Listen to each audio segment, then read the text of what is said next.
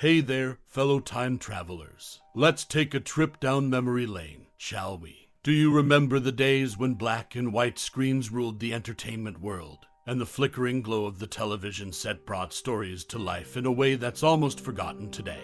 Ah, those were the times. Now, let me jog your memory a bit. Cast your mind back to 1951, a year when classic cinema was at its zenith. Did you perchance catch a glimpse of the timeless masterpiece, The African Queen? Picture this, the crackling of the film reel, the anticipation in the air, and the sheer magic of being transported to an era when storytelling took its sweet time to unfold. But wait, I'm not here to monologue about the good old days. I want to hear from you. Yes, you, the connoisseur of vintage cinema. Do you recall the first time you laid eyes on Humphrey Bogart and Katharine Hepburn navigating the treacherous waters of the African River? What were your favorite moments, the scenes that etched themselves into your memory like a fine piece of art? Who were the characters that became your cinematic companions? Let's swap stories and reminisce about the golden age of cinema. I'm curious to know the experiences that made The African Queen not just a movie, but a journey through time. Share your tales, your laughter, and maybe even a tear or two. After all, the best stories are the ones we tell together. And now, my friends, let's dive into some intriguing trivia about this cinematic gem. Did you know that the legendary John Huston not only directed the film, but also adapted the screenplay from C.S. Forester's novel? Ah, the behind-the-scenes tales are just as riveting as the on-screen adventures. So, sit back, relax, and let's unravel the mysteries and marvels of The African Queen together. Get ready for a ride through nostalgia, peppered with fascinating facts that might just surprise you. And there you have it, a portal to the past opened through the lens of a classic film. Until next time, keep those memories alive and the stories flowing. This has been a stroll down memory lane. The real reads of The African Queen, a prevailing myth surrounding the 1951 movie The African Queen, claims that the iconic scenes set in the reed-filled riverbank were filmed in Dalian, Turkey. However, Katharine Hepburn's account, documented in her published book on the filming, debunks this notion. On page 118, she states, "We were about to head back to Entebbe, Uganda, but John Huston wanted to get shots of Boji Humphrey Bogart and me in the miles of high reeds before we come out into the lake." The reeds sequence was, in fact, shot on location in Africa, spanning Uganda and Kungdu, as well as in studios located in London. Hepburn's time in Africa, however, wasn't all smooth sailing. Initially skeptical about the production, she was troubled by the absence of a completed screenplay from John Huston, murky communication, and an overall sense of ambiguity. Unfamiliar with both Humphrey Bogart and Huston, except for their collaborative success in making great movies and their shared penchant for alcohol, Hepburn found herself in an uncomfortable position. The duo, known for their fondness for drinks, added to her discomfort by enjoying some light-hearted teasing at her expense. In her revealing book, The Making of the African Queen, Hepburn sheds light on John Huston's avid interest in hunting. Despite her reservations about the practice, Huston convinced her to join him, promising she would understand. However, an incident near a herd of elephants changed her perspective.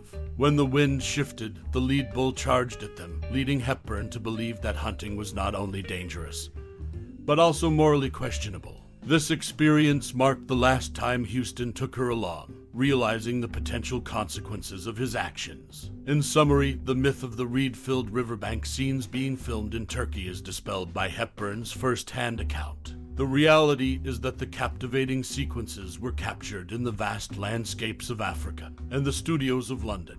Meanwhile, Hepburn's initial reservations and her tumultuous experience with hunting revealed the behind-the-scenes challenges faced during the making of The African Queen.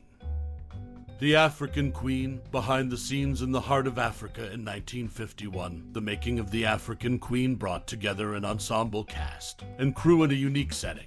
Director John Huston, according to United Artists Press materials and his autobiography, set up a camp in Biondo, near Stanleyville, for the film's production. This camp was more than just a workspace. It included a bar, a restaurant, and one-room bungalows, providing a makeshift home for those involved in the project. One notable addition to the camp was Lauren Bacall, who accompanied her husband, Humphrey Bogart, during the filming in Africa. Far from a mere observer, Bacall played the role of den mother, taking charge of camp duties, including cooking. This experience not only contributed to the camaraderie among the crew, but also marked the beginning of Bikel's enduring friendship with Katharine Hepburn. However, the African adventure wasn't without its challenges. In 1983, when John Huston accepted the AFI Life Achievement Award, he shared a striking anecdote. Congolese soldiers had arrested their native hunter, the provider of meat for the crew, suspecting foul play in the disappearance of villagers. Shockingly, it turned out that, alongside more conventional game, the crew had unwittingly been consuming what was euphemistically termed long pigger revelation that Robert Mitchum, present in the audience, seemed well acquainted with. Yet, not everyone was convinced of the authenticity of this tale. In the documentary Embracing Chaos, Making the African Queen, Assistant Director Guy Hamilton dismissed the story as absolute bullshit, casting doubt on the veracity of one of Huston's memorable anecdotes. The African Queen wasn't just a cinematic achievement, it was a journey into the heart of Africa, where the line between fiction and reality blurred, leaving behind a tapestry of experiences that define the making of this classic film.